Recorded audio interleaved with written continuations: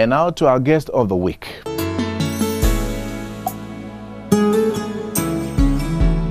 It's a pleasure having you on this edition of the show, AIT Infotech Network. Abimbola Alale, good to have you on the show.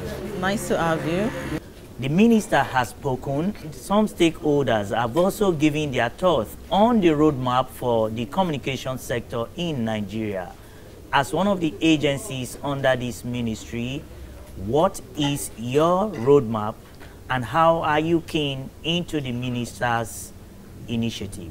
For me, as a driver, as a team lead in NIGECOMSAT, the way the company is keen into the ministries and the minister's objective is by helping the ministry to achieving its broadband plan, the national broadband plan. We all know that right now, everybody knows that ICT drives everything, and we cannot design the national broadband plan only for those who live or reside in the urban or served regions or the state capitals, Lagos, the cities that are doing well technologically or economically. People in the rural areas must be carried along. If we're talking of financial inclusion, digital inclusion, ICT drives everything. ICT drives the economy. So how do we provide this ICT to them?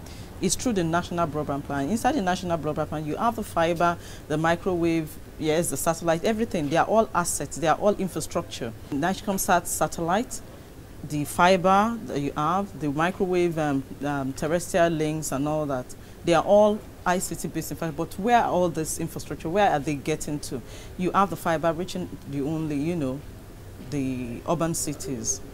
What about those who reside in the rural areas? We have to carry them along. We have the satellite, which beams, everywhere in Nigeria is covered by the satellite. So it's using the satellite to get the people in the rural and underserved areas, involved in this whole change of digital revolution. It's where we key in. All the black spots over, in Nigeria, we intend to use satellite to reach it. It's the same cost of dropping one VSAT in the rural area, is the same cost in the cities. People focus on all the underserved and the rural areas to say, okay, in order to assist the ministry to achieve this national broadband plan, we'll be focusing, in all the dark spots. And other than it, that is one of the things we do. We talk of, using, having a good platform to run the economy now. NIGECOMSAT is part of the infrastructure that is already existing. It's a key asset.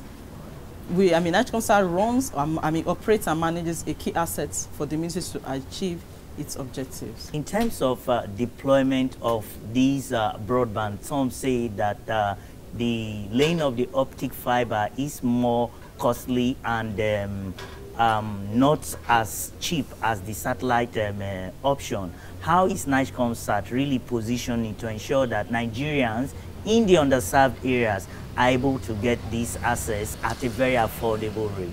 We work with our channel partners. When I mean channel partners, we have the private sector, people who the cost, because this is the government, other than providing communication service, also for the social economic benefit of the people. The satellite belongs to the Nigerian government. Yes, we are trying to say, okay, revenue generation, but we also bear in mind that this, we need to let Nigerians, feel the impact that Nigeria has a satellite in orbit.